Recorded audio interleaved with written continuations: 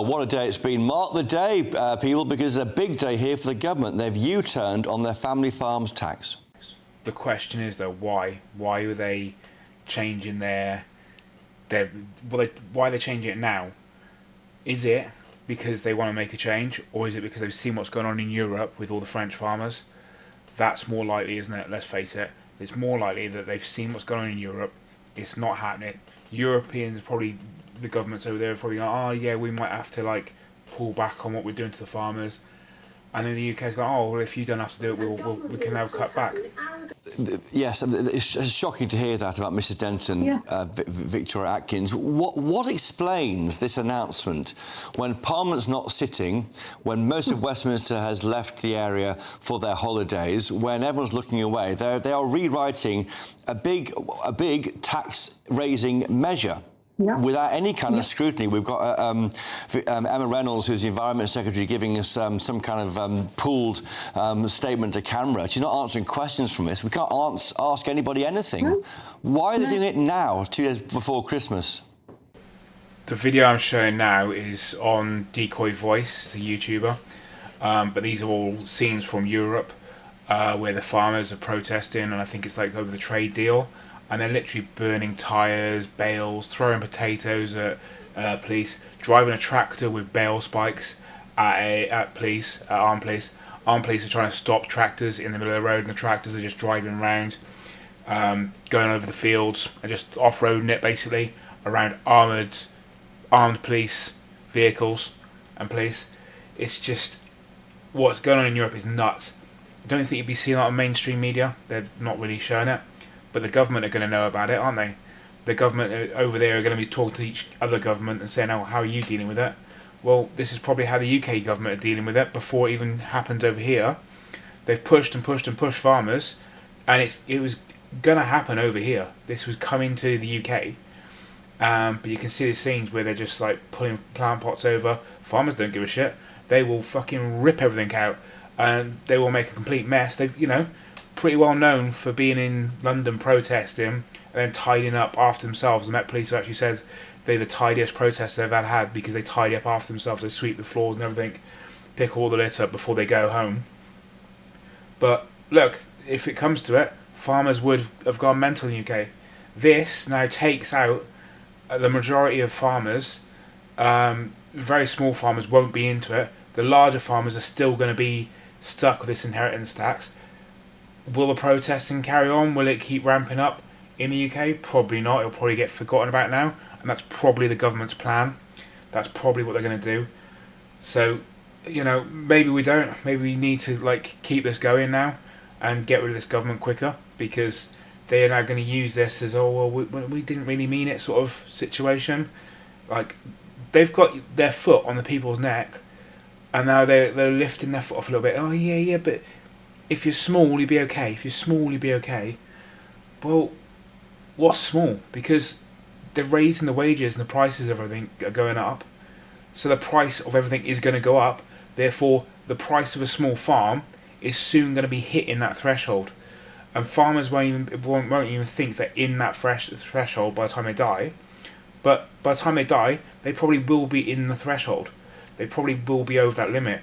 Their small farm that would need to be under the £5 million threshold now, which was originally £1 million, it's probably going to hit that £5 million threshold very, very fast. Probably just haven't realised themselves that the farms aren't going to be safe. No farm is going to be safe for long, because all they'll do is they'll raise the minimum wage, which will raise costs. It'll raise the cost of everything, and then the farm itself will cost more. The animals, the livestock, the machinery, the land itself, all will rise in value, and it'll be an exponential growth, which will put you over that 5 million. And it'll happen very, very fast.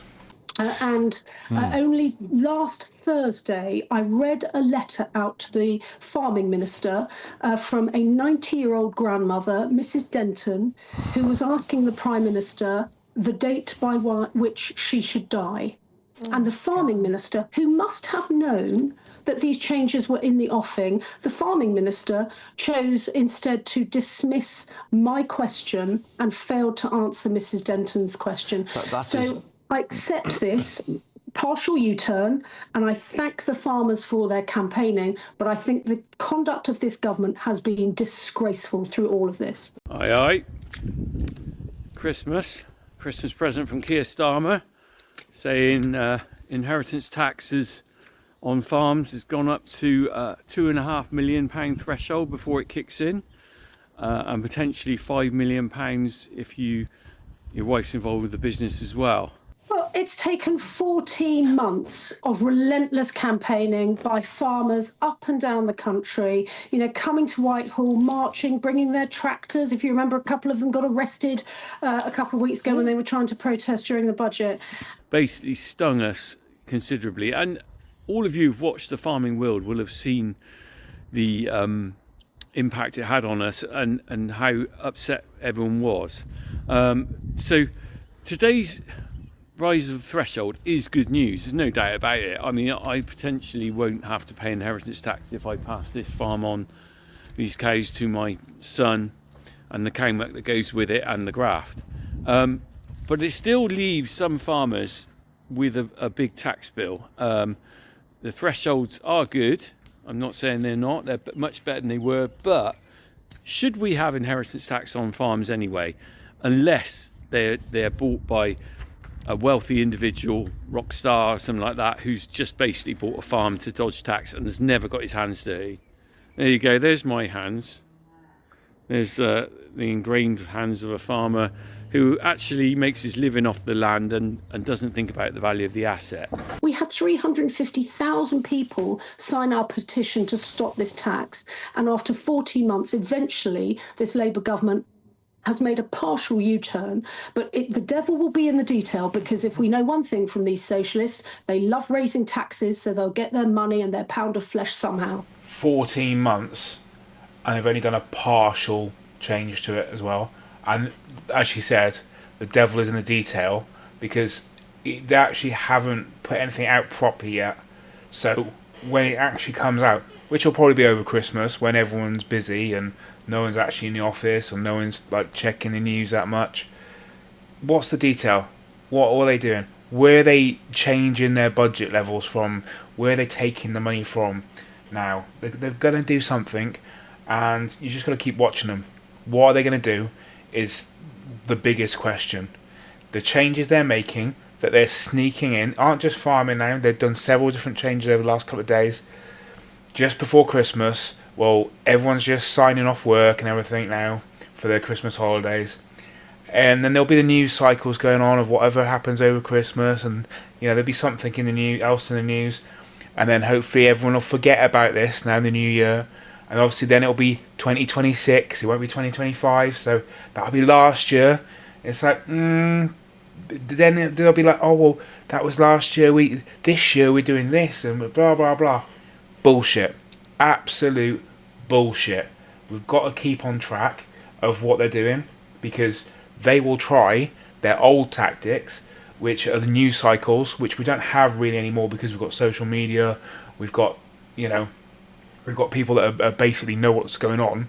They'll pick a topic, and it's up to you in the public to share it, and it's up to people to make videos and share it more and more, because the mainstream media aren't going to show you what's going on.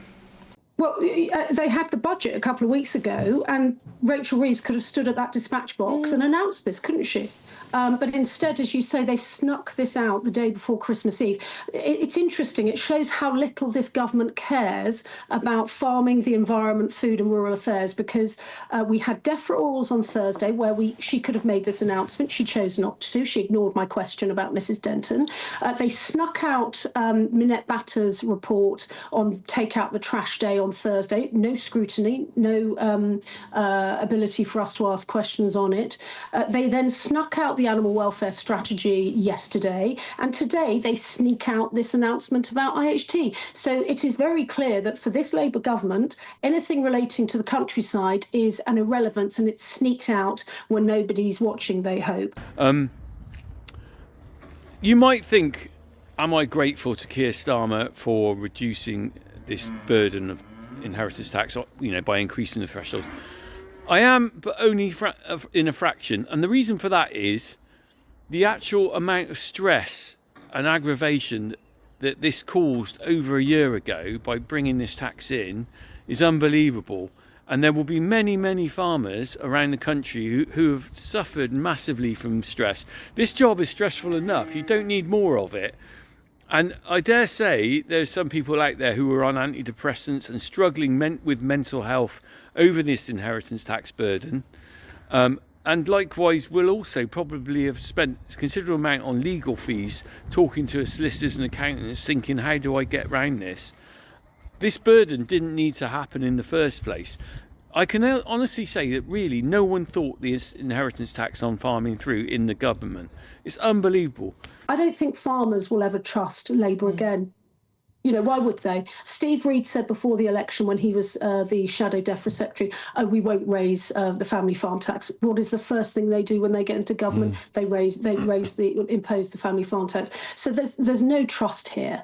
And government ministers have been arrogantly saying, oh no, 75% of estates won't be affected. No, it's not having this impact. No, it's all fine. But we have known from our conversations and our work with farmers just how devastating this vindictive tax has been. Not only has it come at a huge economic cost already, investment has been massively down on what it should be. Business confidence has plummeted. We also know, of course, that it's also had a huge human cost. Jot that down, work out what that was value, and look at that and go, is that a family farm? Looks to me like that family farm's worth £2 million. Oh, well, hang on, we're bringing in a threshold of £1 million. Actually, that's a really bad idea. Why don't we do a threshold of 2.5 million or 3 million or whatever? Because then that won't hit the family farm that we so love and we are so passionate about, and we talk about we're not impacting the family farm. That would have been a calculation that someone should have done. That's fag packet farming. That's not flipping accountants and people looking down and really analysing it. That's just quick calculations. As far as I can see, no one in the Labour government did that, ever. They just went, £1 million, that's all right, that sounds quite a lot. It sounds quite a lot, it is quite a lot, not being funny. If you're an average person living in a semi-detached house in my local town, Thornbury, £1 million, massive threshold. You value your house and a few quid in the bank and your car and stuff like that, you're all right. On a farm like this, or many, many farms around the country, £1 million just goes nowhere. Look at it, these girls here. Couple of grand each, maybe 1,500 quid each, easily 100 over there, with all the young stock and everything, a couple £100,000 in stock.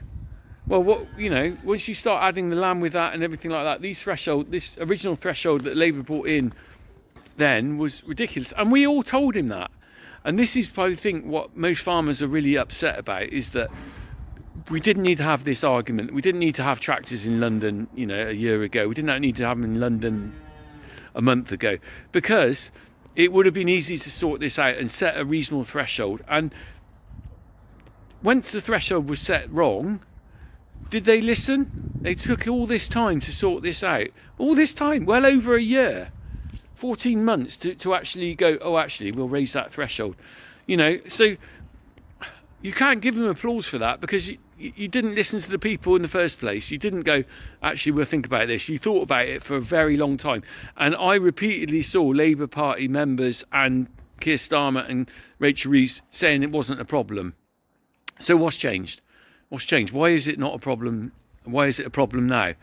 Seems to be a problem now that something's going on in Europe and they can just slip it in just before Christmas. That's why it seems to be a problem.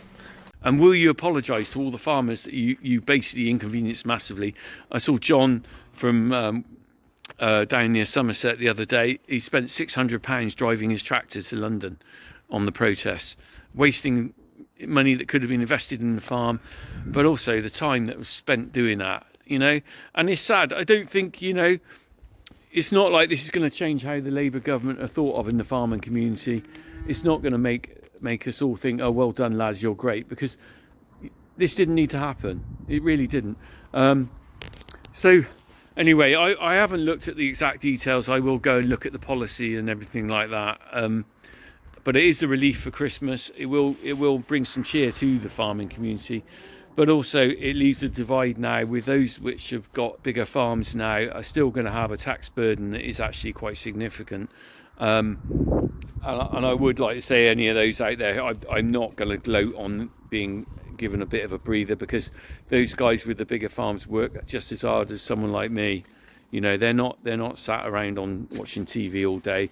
Many of them are out working really hard and struggle to keep the bigger businesses going as well as the little ones. So anyway, I wanted to say my bit. I said my bit when this inheritance tax first kicked in, and I'm just sort of giving you a summary of where we're at. So hopefully, as a farmer in South Gloucestershire, small family farm, myself and my brother are going to be okay. But I feel for the guys that are still going to be hit by this, and let's hope that eventually, when the government does change, because the Labour government aren't going to be in power on the next election, I have 100% certain on that. I hope that the other parties will look at this again and maybe scrap it all together. And if you're going to put inheritance tax, any inheritance tax on farming, it should be targeted at those that just use it as a tax loophole, and not the people like me who have got a family connection on this farm. Looking around this farm, our family's been here 203 years now. 203 years. And I'm so proud of that. So proud to be a British farmer anyway. Crack on. And we should be proud of our British farmers. And we've got a government that are trying to drive a wedge between us. It's disgusting, really, how the government have acted against the farmers. And we should never forget that, because they want us to forget. That's the whole reason they've done this now. It's just before Christmas. They've changed the rules. They've wiped out a huge majority of people that are fighting against the inheritance tax. A lot of those farmers now who basically really can't afford to be out protesting will just stop, and they might just take a little step back in the protests. So, you know, that's what the Labour are trying to do. They're trying to drive that wedge that didn't work, the wedge between the farmers and the people. But majority of people realise where their food comes from on a day-to-day basis. You need a farmer 3 times a day. So it's absolutely disgusting what this government have done, and trying to just sneak it in just before Christmas. No one can ask any questions as well. That's a big thing. So yeah, over Christmas, all's well. But what happens in the new year when the small details start to come out of what is actually happening, and then it'll be a slow start to the year, and then farmers will be getting into things like harvest and stuff. So what's going to happen? We need to keep an eye on this, and we need to keep the pressure on the government, because something isn't right here. I'll say it now. I don't think that the government are going to let this up, because they will always take from one hand and give in the other. And same thing, they will give in one hand and take in the other. So what are they going to do to balance their books now? We need to keep an eye on it. Let's keep going, guys. Thank you very much. Bye.